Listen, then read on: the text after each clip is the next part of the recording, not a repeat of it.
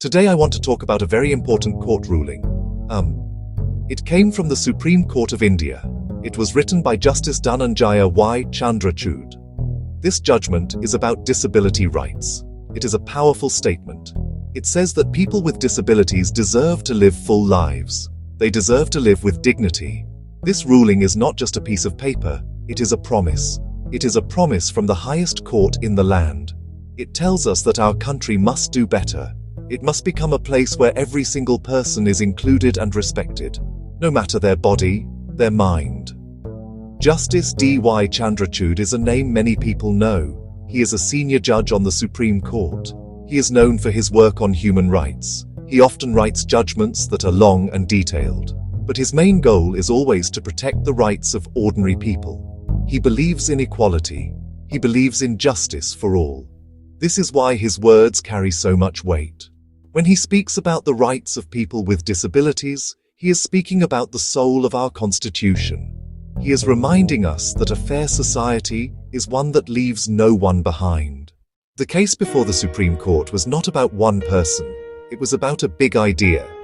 The court looked at the Rights of Persons with Disabilities Act of 2016, made to protect rights. But a law is only as good as its practice. The court asked if it was truly working. It asked a simple but profound question. Are we treating people with disabilities as equal citizens? Are we giving them the same chances to learn? Are we giving them the same chances to work? Are we giving them the same chances to live a good life? This was the central question the court had to answer. The court looked at public spaces, offices, banks, post offices. Were they easy to enter and use? It looked at transport, buses and trains. Were they designed so everyone could travel? Without access, a person is trapped. They cannot go to school, to work, or even to the doctor. Access is not a luxury. The court said it is a fundamental right. Without access, all other rights become meaningless. So the court examined barriers across life. It wasn't about one broken rule. It was about a broken system and the gap between promise and reality. The Supreme Court's decision was strong and clear. Justice Chandrachud wrote, "We must move from a medical model to a social model." What does this mean? The medical model. The problem is the person's body. The social model. The problem is society's barriers. For example, it's not that a person is blind. It's that books aren't available in Braille. Visual illustration, ramp, Braille, sign language.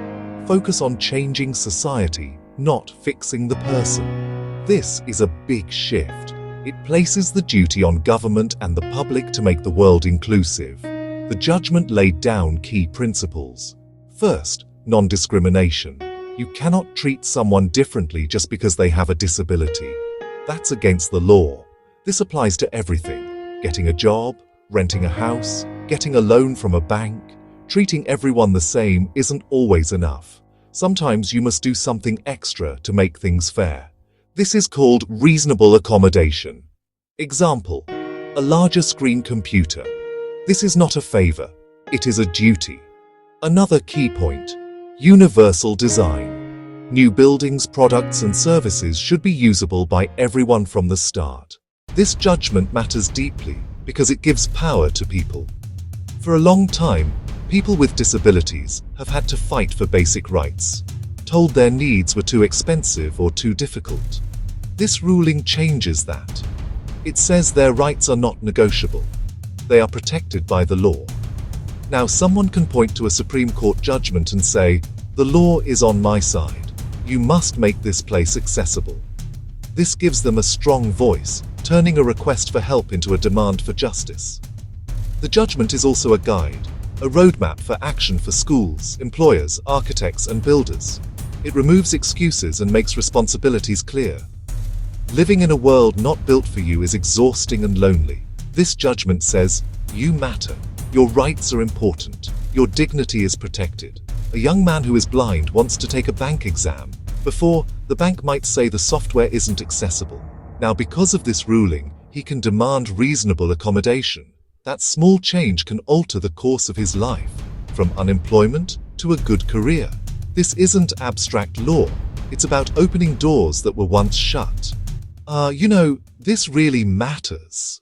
A judgment from the Supreme Court is a powerful start, but not the end of the journey. The words on the page must become a living reality. The first step is for the government to take this ruling seriously. From central ministries in Delhi to local village panchayats, they must create detailed plans and budgets. Money must follow words, building ramps, buying accessible buses, printing braille books, hiring sign language interpreters. Action must follow the court's words. Next, training and awareness. Teachers, doctors, nurses, and police must learn how to include and assist respectfully. Public campaigns on television, radio, and social media can change attitudes. We need strong monitoring, national, state, and district levels. These committees must include people with disabilities. They are the experts on their own lives. Do regular social audits. When rules are broken, there must be consequences. The private sector, big and small, must be inclusive. Accessible services, fair hiring, and accessible offices. This isn't just a job for government, it's for all of us. Right? We all have to pitch in. Justice Chandrachud's judgment is more than a legal document. It is a moral call to all of us. It asks us to look at our society, see who is being left out. It challenges us to open our hearts and our minds. The law can set the rules. Real change comes from people, how we see each other.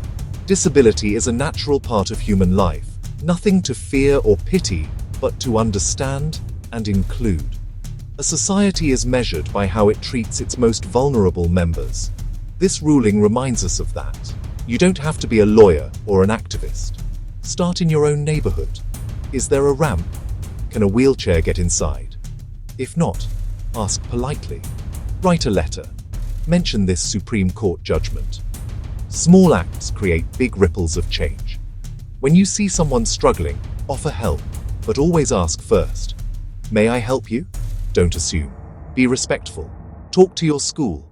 Support organizations on the ground. Give time if you can, or a small donation. Use your voice. Share stories that promote inclusion. When we speak up, we change the conversation. In the end, this is a call to build a nation with a bigger heart. This judgment gives us a map, but we must walk the path, do the work, be patient, and care for people we may never meet. Let us accept that invitation. Let us get to work together.